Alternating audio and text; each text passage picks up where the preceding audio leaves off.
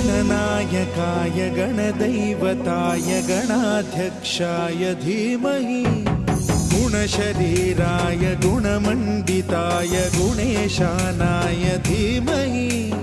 गुणातीताय गुणाधीशाय गुणप्रविष्टाय धीमहि एकदन्ताय वक्रतुण्डाय गौरीतनयाय धीमहि गजेशानाय भालचन्द्राय श्री